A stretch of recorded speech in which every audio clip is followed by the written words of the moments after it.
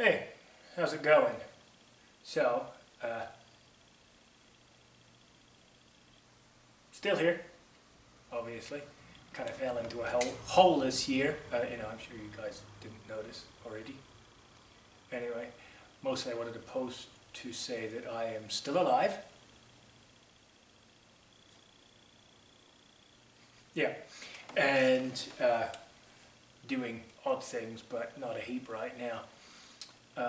I thought I would do a info video, I guess, a bit of a ramble.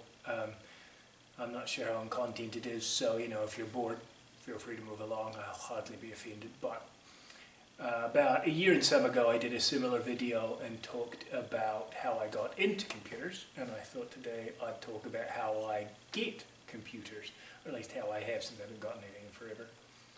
I'm going to skip right past any excuses as to why I haven't done much at all this year. But it's not an excuse.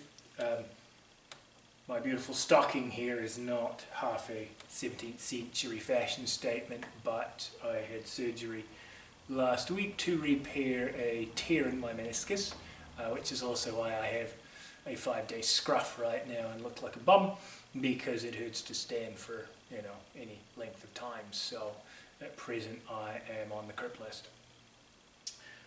Also why I don't have a beer but instead of drinking water, because codeine in beer is bad apparently, like really bad. So we'll scuttle on by that, although I haven't had codeine in a day or so. But anyways, alright.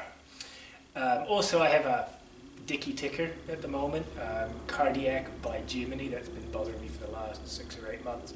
So fun times never end. Alright. So picking up computers, where to find computers, I guess, to begin with. Most of the computers that I end up with, or have ended up with, I've gotten from surplus places, auction sites. There are some websites to cater to people like us, listservs, and for the most part lately friends. So I used to haunt Iowa State University's surplus sale, but there's not that much going on anymore, and frankly it's not worth an hour driving an hour and some south for it anymore. It used to be that you'd go in and pick up a whole bunch of Macs for $1.50 a Mac or something like that, LCs, 2SIs, 2CXs, stuff like that, back when I had lower standards. But not so much anymore.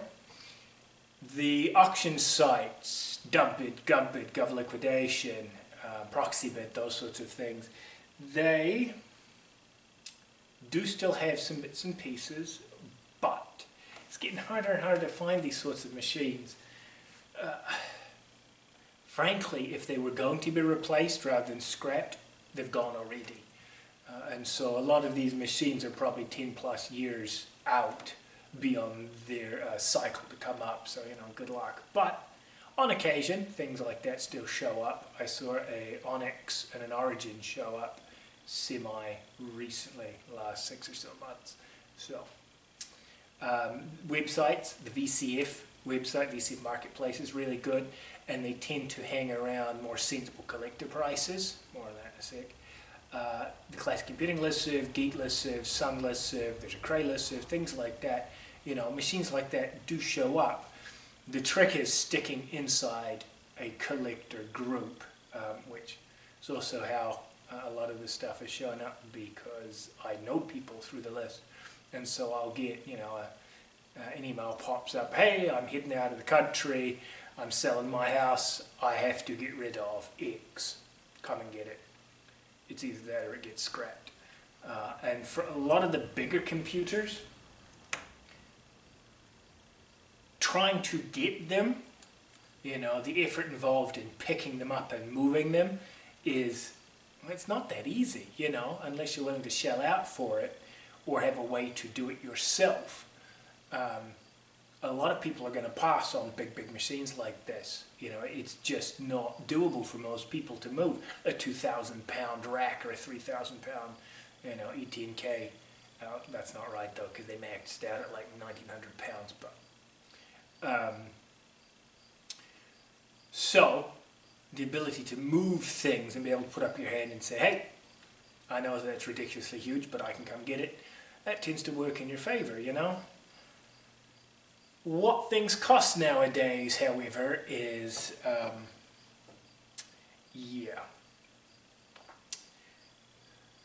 with the advent of idiots on eBay,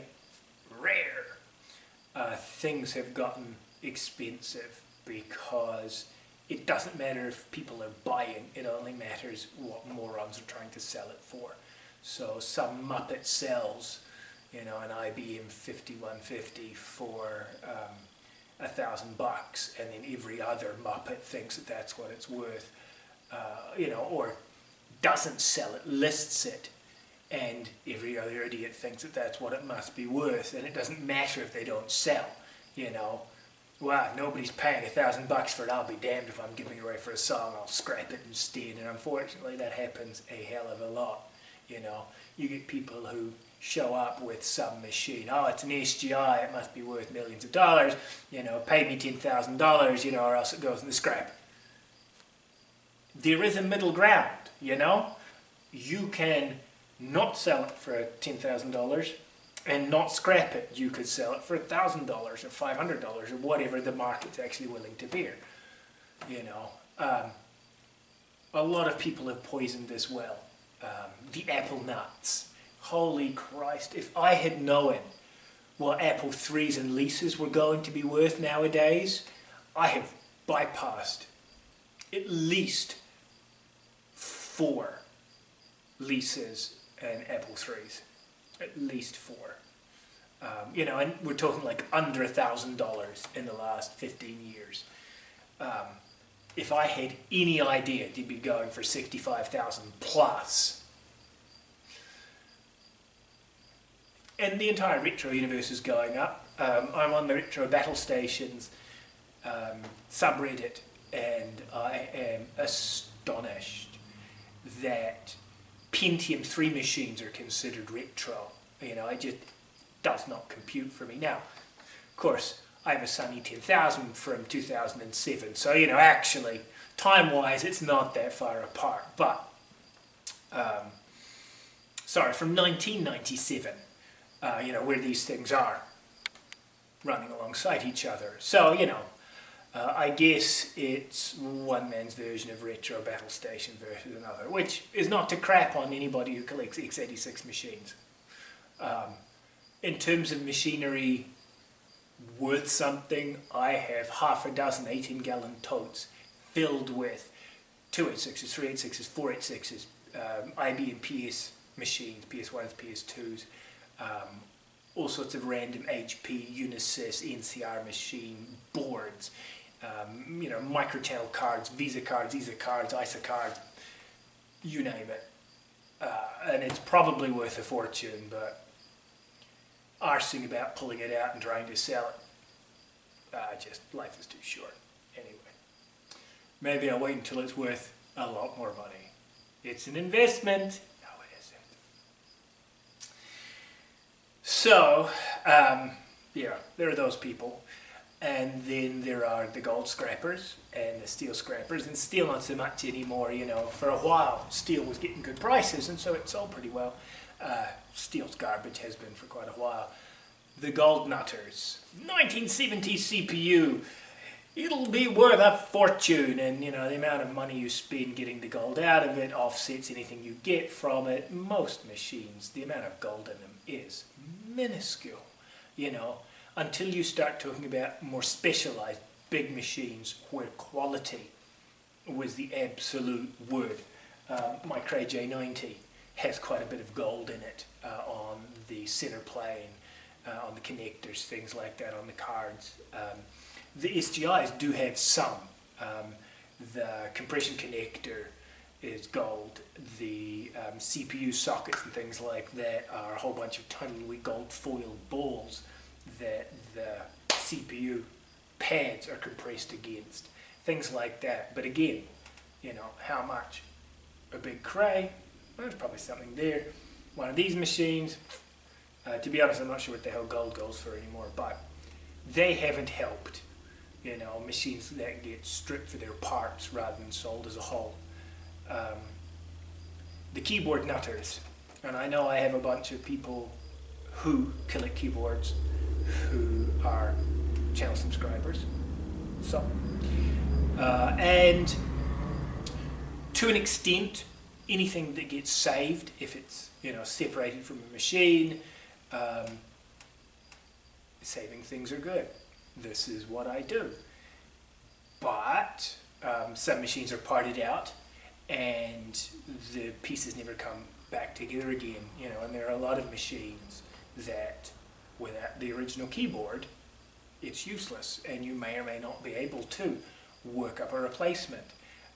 Symbolics machines are particularly bad for this. The keyboards are highly valued. Many hundreds, probably up to the thousands now, for keyboards for symbolics machines. No keyboard, no working symbolics machine. And that's garbage. That's not okay, I don't think. You know, but if it's kept and it's stashed and, you know, maybe somebody sells it later to somebody who has it. Some machines get parted out in such a way that the keyboard goes for $500, and then they assume that the machine itself must be worth $5,000, $10,000. Well, of course it's not, and it's definitely not when it doesn't have the keyboard anymore. And then the machines get scrapped because the idiot that sells it goes, well, if it's not worth $5,000, obviously nobody's buying it, and they dump it. The thing that really upsets me, and again with the risk of offending somebody in the channel base, are people who gut keyboards and replace the internals, and so they work with a PC nowadays, you know, taking symbolics keyboards and older HP keyboards, things like that, and removing all of the controller logic and making it so that you plug it into your PC. It's got USB on the back, and those are irreversibly damaged. Those people can truly rot in Hades. Yeah. Anyway. So, you know, keyboard people, eBay people, sticking inside collector circles, usually you find more reasonable people because they want it to go to other collectors. You know, I've had this PDP for however long, I'm never going to get it working. Somebody take it.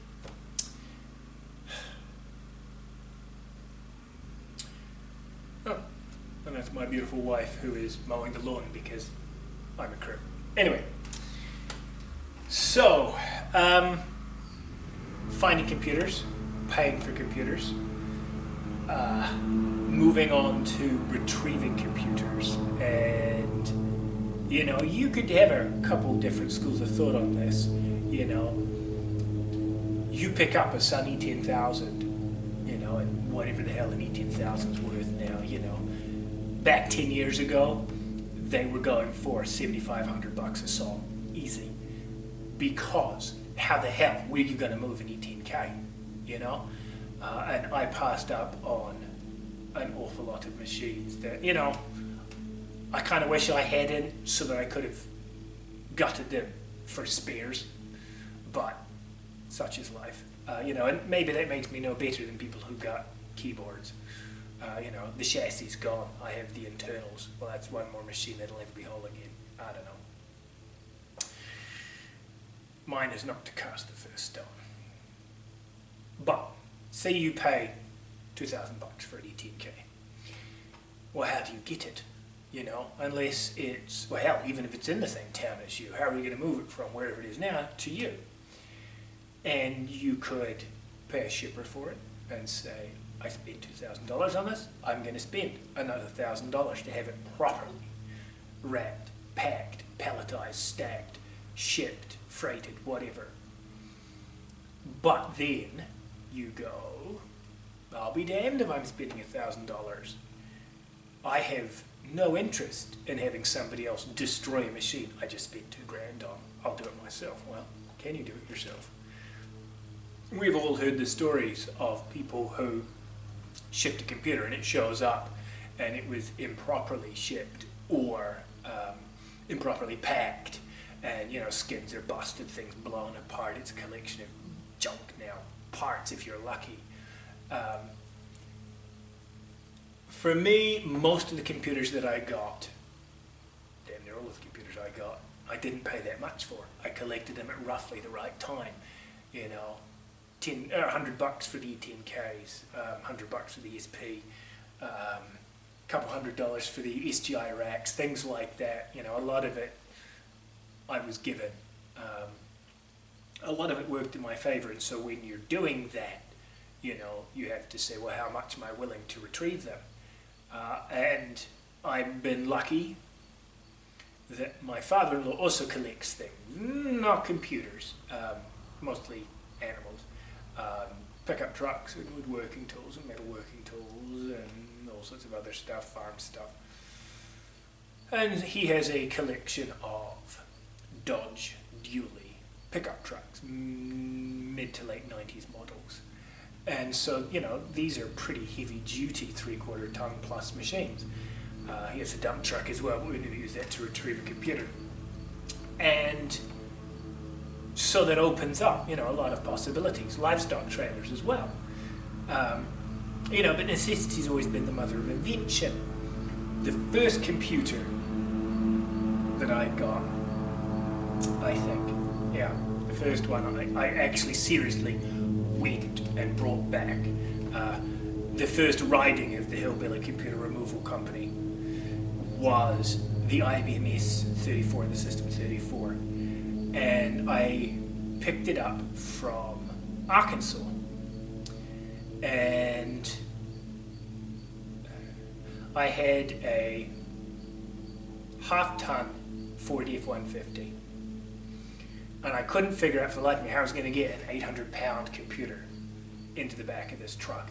It would fit in the box, but how was I going to get it up there? You know, manually pushing it up, because it was on ground level. It was in a storage utility. And I thought and I thought and I thought, because I figured I'd winch it in, but you can't just winch off the box of a pickup truck. God knows. You know, I have a 2014 F-150. The steel is paper thin. There is no winching off these things.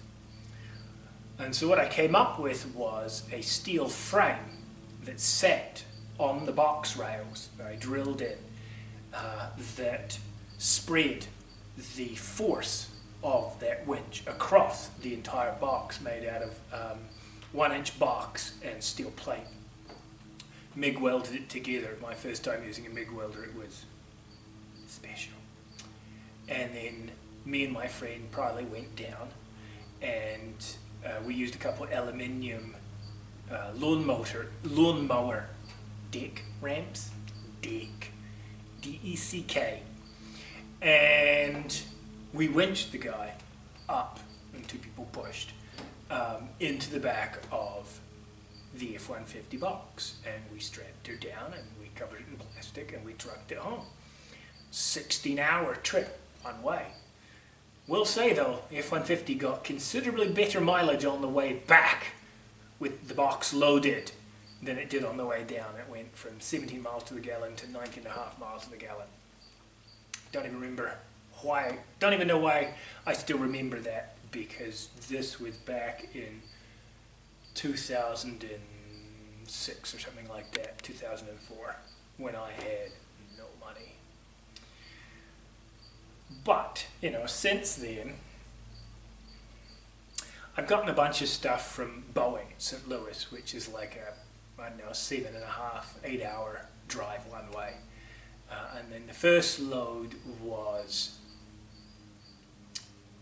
the Onyx rack, the Terminator, the Onyx 10,000, the Onyx 2 disk side, and the SGI Origin rack, which is back there. Oh, and I think I got both the E450s at the same time. And we took the Dodge Dually, no trailer, and everything. We pulled up to their semi-truck dock, and everything rolled into the back, And we strapped it down, and off we went. And it all showed up. Bug splattered, but intact. And, you know, the E450s worked, the SGI Origin works, the Onyx worked, you know, they travelled. Okay. And that opened up a lot of possibilities, you know. Oh, the Arkansas trip, that was interesting, sorry, jumping back. We had pulled off to get breakfast, and we had pulled off at a McDonald's, and Pea Ridge, Arkansas and Bentonville, Arkansas are actually pretty close to each other, like 10 or so minutes apart. Bentonville is where Walmart's from. It's the Walmart headquarters. So Bentonville's a much bigger town now. But we pulled off the interstate at McDonald's and we went in. And we knew we were at one or the other, but we didn't know which one we were at, which one was closer to the interstate. And so we asked the lady behind the counter, who was probably 17 or 18 and had a full goatee, and we said to her, you know, is this Pea Ridge or Bentonville? And she said, I don't know, I'll ask the fry cook. And then later on, after we'd loaded everything, across the road from the storage facility was a gas station, and we walked over, we drove over, we gassed up, I went inside to pay, and I bought some chocolate bars because I needed sugar. And there was a heavily pregnant young girl, like 15, 16. And she had come to the counter with junk food. And she yelled, "Hey Ma! Get me some beer and some cigarettes!" And put it on the counter and walked out. Anyway, kind of reinforced all of the stereotypes I have ever heard about Arkansas. So, Boeing. You know, that first trip, that worked pretty good. And then after that, we went to a university, and through a friend of a friend, got the first E10K Vega and the IBM SP and the SP's front end. And they had big heavy duty elevators in the building for moving these things up and down, and they had a semi-truck loading dock, but as well they had a hydraulic scissor lift, and it was like 5 feet by 5 feet. So we rolled the E10K onto this thing, jacked it up, backed the pickup underneath it, dropped it down until they were level, rolled it off. Did the same thing with the SP, wrapped everything, strapped it, off home. That was 9 hours, I think, on the way back, you know. The first thing you do after you load it is you drive the first how many miles, and then you get out and you make sure that the straps are still tight, nothing's moved, zip everything back together again. Adjust the airbags on the back axle to make sure that it's either not riding down the road like a hammer, or that it's not wallowing out and everything's waffling. Get everything adjusted on the way home. You know, and it rides pretty good. It's a heavy-duty pickup truck. The dumbest one, for varying degrees and values of dumb, there was a bunch of stuff that had come up at Boeing, and I went, I'll put $25 on this, and I'll put $50 on this, and I'll put $25 on this, and they had a lot with a couple octanes, and I went, oh, looks good, $50. And they had 6 SGI Onyx 2s in a single lot. And I went, well, at least I'll have spare parts. And I put $100 on. And then on the day the auction ended, somebody bid me up. And so I ended up getting stupid, and I bid it to $330. So my overall bill, and then the tax on top, was a good few $100. And then, like, the scope hit me. how in the sweet hell am I bringing home 6 Onyx 2 racks, a Sun SPARC storage array, the 2E4000s, the Octanes. You know, I keep pointing around, by the way. This is where all of these things are from my viewpoint. I know you can't see it. And so my father-in-law and I hatched a plan, and we took a 24-foot livestock trailer, horse trailer, down with some bits and pieces. And we backed up to the loading dock, which we'd always used before. The thing about a livestock trailer is it's low to the ground because, of course, animals step up into it. Loading dock, which is roughly the same height as the back of a big pickup truck, not so much. Well, I didn't really have a way to get it to drop down the, 4 feet or 3 feet from one to the other. Didn't even occur to me. As it happened, by luck, the guy there whom I kind of knew reasonably well by this point, I'd been down there enough, bought enough stuff, and emailed enough stuff. Nice guy. He had a super heavy-duty fiberglass ramp. And so we ramped from the loading dock down to the back of the trailer. And first Onyx rack goes on, and we roll it down. And the angle that it's on, it fouls the top of the trailer.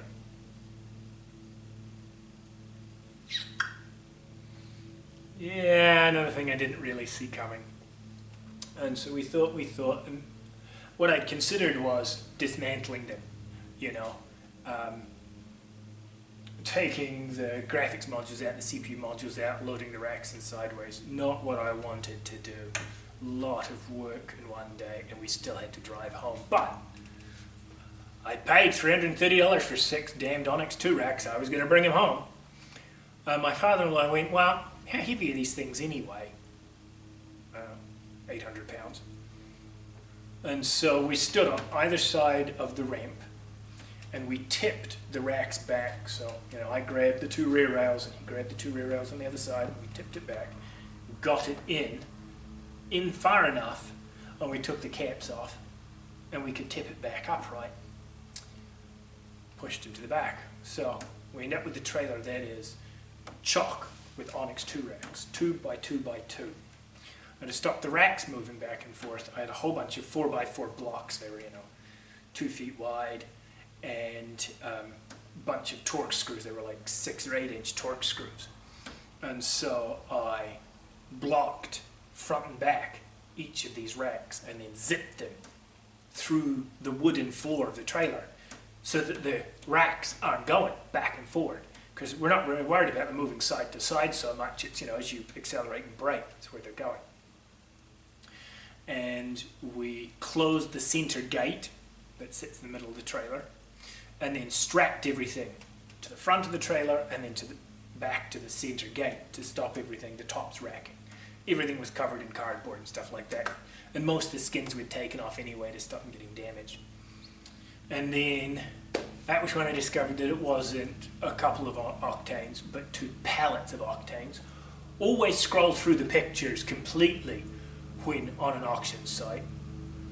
So we stacked those guys, which just involved, depalletizing 16, or was it 18, 40-pound octanes and moving them all one by one by one. And the E4000s and the SPARC storage array, which is like a 5.5-foot rack, so that wasn't too bad. And just restacking everything, repacking everything, strapping the hell out of it. We were using the 1,200-pound inch and a half straps on ratchets, and then the big 3-inch semi-trucker ones, which are like 3,300 pounds or something plus. So everything's strapped. Seal the trailer up on the way home. And then, you get it home, and some things you can move and some things you can't. So one time, when I picked up the second E10K, it was in Indianapolis proper, and it was in this guy's garage, and he had an alleyway behind his garage in, a suburb. And so we ponder, how are we going to get it, 3 feet in the air to the back of the pickup box? And I go, well, I'll rent a truck with a liftgate on it. And so I rented a 16-foot Penske truck with a liftgate. And when I went to pick it up that day, they didn't have the 16-footer with the liftgate. They had a 26-footer with a liftgate. Wouldn't charge me any extra. But I got to drive a 26-foot truck, the largest truck I'd ever driven, box body truck at least, through Indianapolis traffic, through a very tight old suburb, big, tall, full trees down either side of these tiny little wee narrow lanes, and then make a 90-degree turn down this back alley, also full of trees.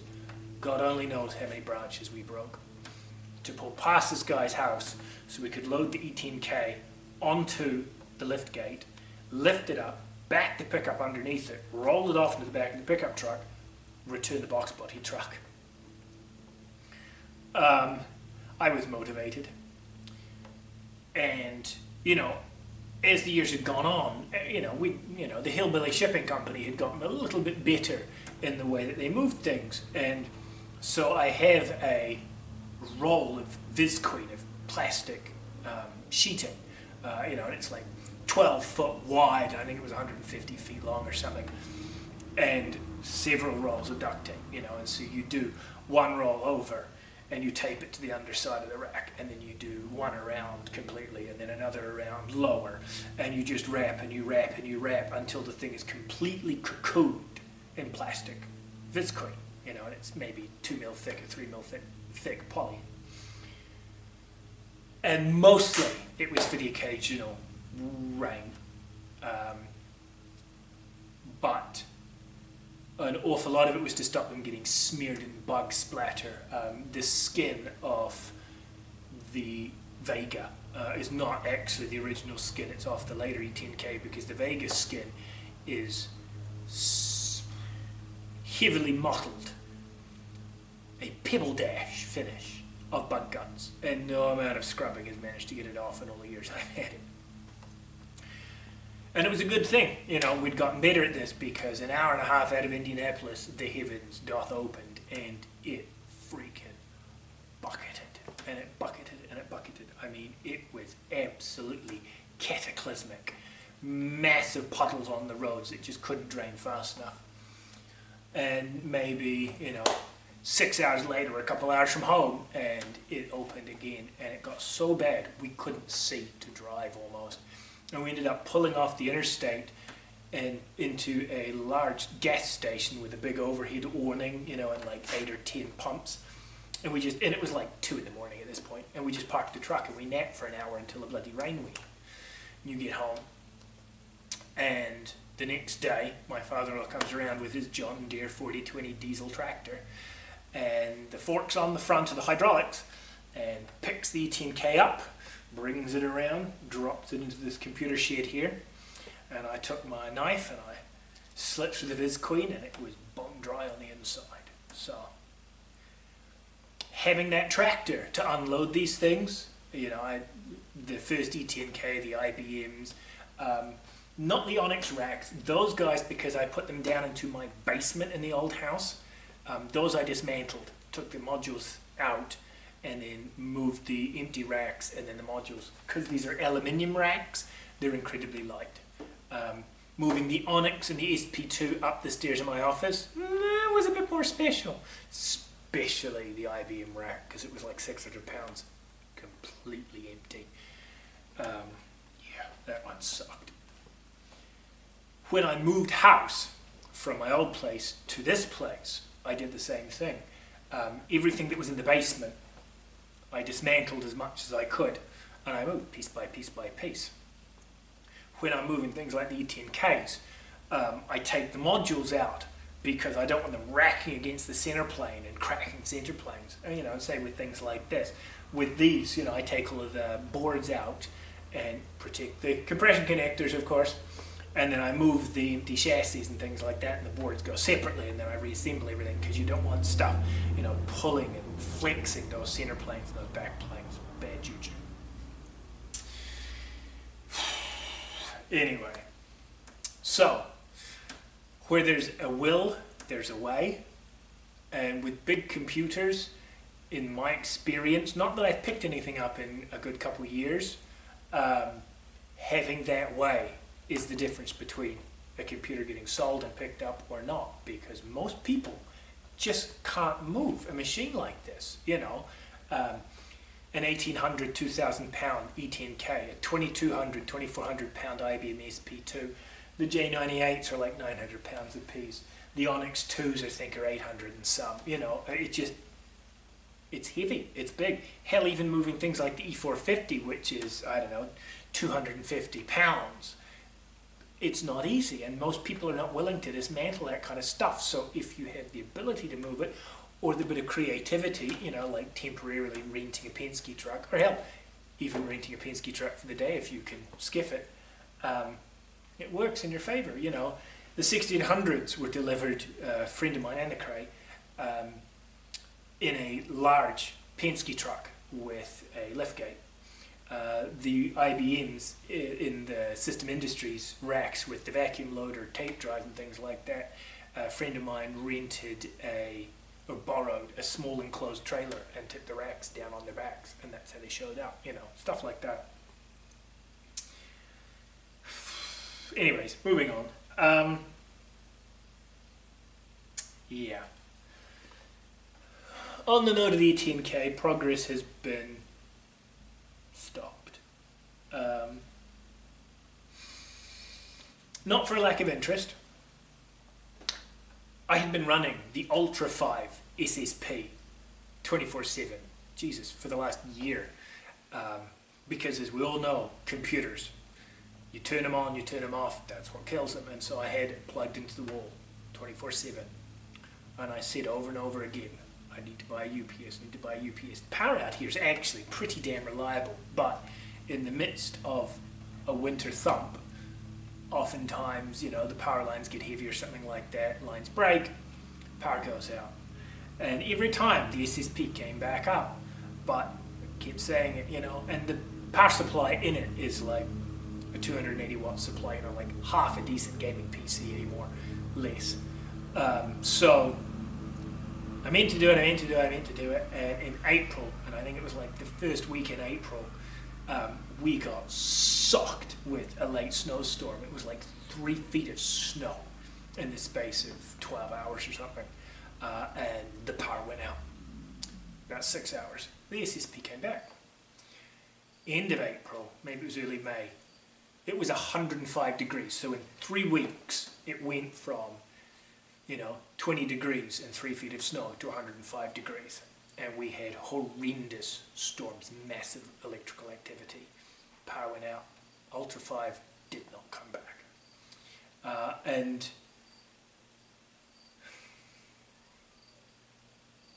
the machine, I have lights and clockwork, but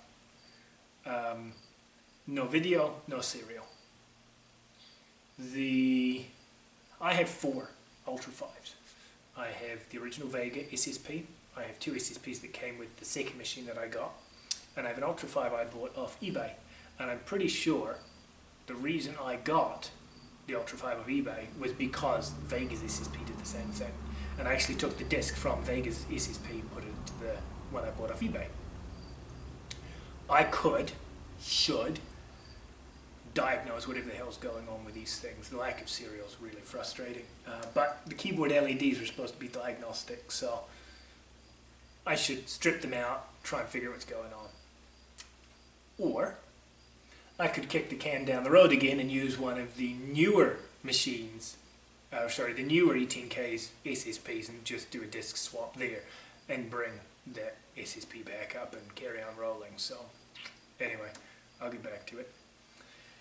But, you know, I've been busy doing all sorts of crap with yard and soccer and kids, and work has been sucking eggs, and, you know, I've been fiddling on the CNC machine and doing cars, and no excuses, no excuses.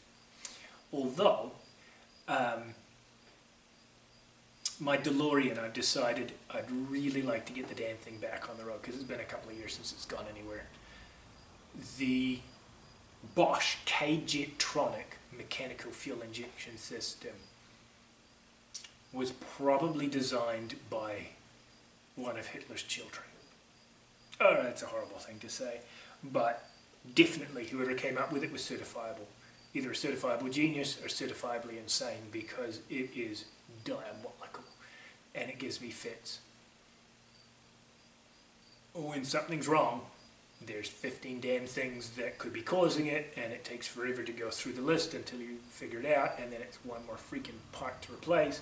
And if you're not running them regularly, the systems gum up and one more freaking thing goes wrong. And I have replaced so many things in the fuel injection system. Oh god, it's frustrating. And so I think I'm going to move to carburation. So I don't know, you know, maybe if somebody has interest, we can branch out into a slightly different level of geek lore and, you know, try and convert the thing to carburetor. I don't know if that's got any interest to anybody. Maybe it does, maybe it doesn't. Anyways, I'm still here. I'm not done. I will be back. I'm just busy. That's about the size of it. Hopefully, at least some people have made it this far through and it hasn't been completely freaking boring, just me sitting yabbering and not moving anywhere. But I will catch you around. If you have been, thank you very much for watching. I'll catch you next time. Take care.